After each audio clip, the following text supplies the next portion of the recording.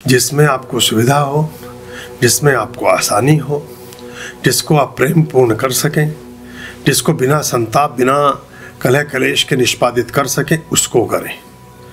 अब ये अलग एक लड़ाई का विषय है कि ब्राह्मण कौन है। जो ब्रह्म के अणु को पहचानता है वो ब्राह्मण है, और ब्राह्मण कर्मणा होता है, जन्मना नहीं होता।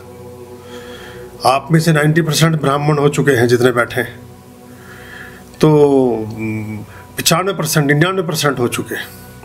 तो आप ये बात दिमाग से निकाल दें कि कोई ऐसा कोई आकाश से उतर के आएगा राजहंस के रथ में बैठ करके, और चारों तरफ से जो है उस समय घंटे बजने शुरू हो जाएंगे, और आप थाल लेकर के ऊपर 4 कदम आप भी हवा में उड़ेंगे और उनको जाकर के भोग लगा के आएंगे। जिसको दे रहे हो जैसे दे रहे हो, जो नहीं करते हैं वो यही करते हैं जो वो कर रहे हैं, वो खुद कुछ भी नहीं करेंगे।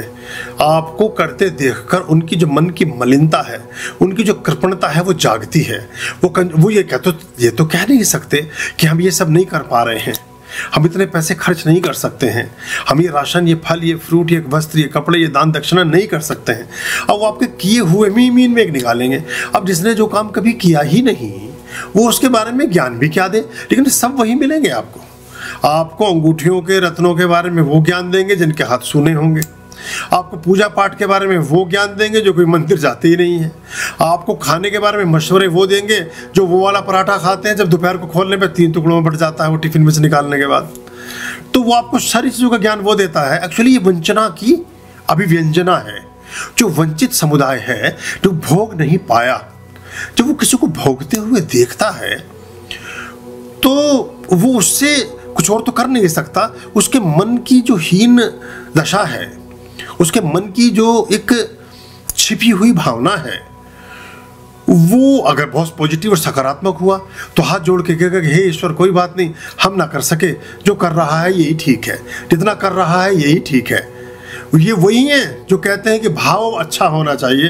तो अब इसमें टेक्निक कहाँ से आ गई? भाव तो अच्छा था ही, अभी तक तो पूजा पाठ में भाव की महत्ता से दर्शा रहे थे।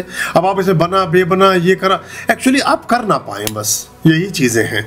और दूसरा हो सकता है आपके बने हुए भोजन की तारीफ भी कर दी हो किसी ने, तो अब एक और डिप्रेशन आ गया।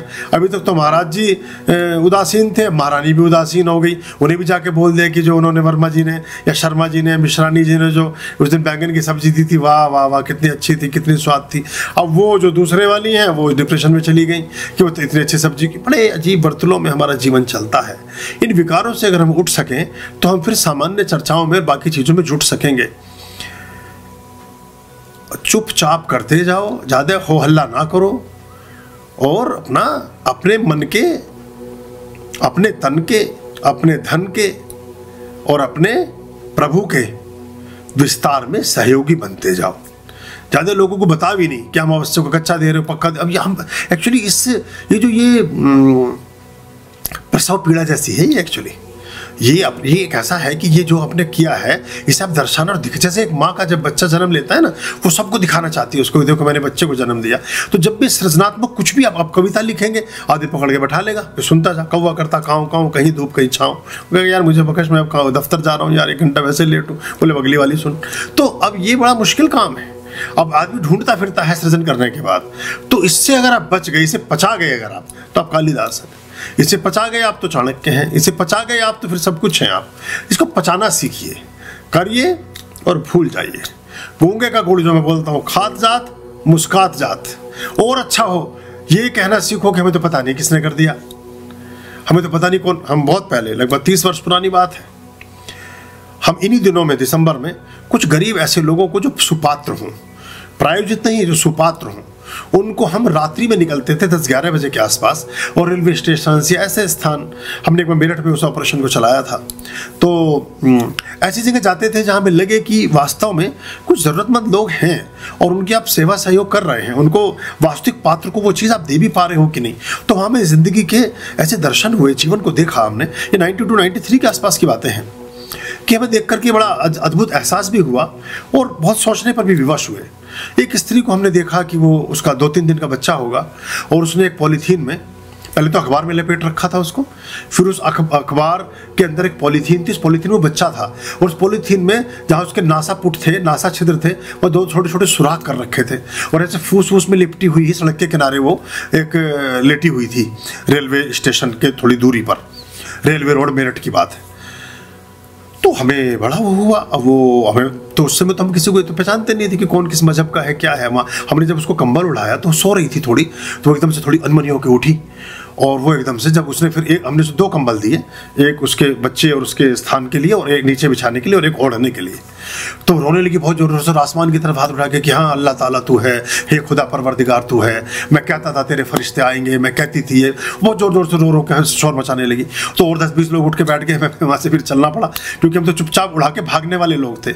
हम रात में जब देखते थे किसी को पता ना चले, ये भी ना पता चले कि कौन उड़ा करके गया। हम गए रात में, देखा किसी को बिल्कुल कोई 3 का अंक बना हुआ या W बना हुआ पड़ा है किसी रिक्शा में लेटा हुआ, तो उसको उड़ाकर चले आए। ये दिसंबर जनवरी की रात में ऐसा करते थे कि किसी को पता ना चले, पर वो जाग गई, उसे लगा कि कोई जानवर या कोई सा उसके बच्चे को उठा रहा है या क्या है, ऐसा कुछ उसे आभास हुआ होगा, पता नहीं क्या। तो जीवन के ऐसे ऐसे दर्शन है, जीवन के ऐसे ऐसे रंग है, तो जब आप उसको देखते हैं तो आप करें और थोड़ा सा पचाएं, फिर आपका हाजमा भी बड़ा होने लगेगा और आपके पदार्थ की वृद्धि भी बढ़ती ही जानी है, फिर राशन भी बढ़ने लगेगा। जैसे जिनका हाजमा बड़ा होता है उनके राशन के भी अंबार होते हैं। आर्याम अभयाम भज रे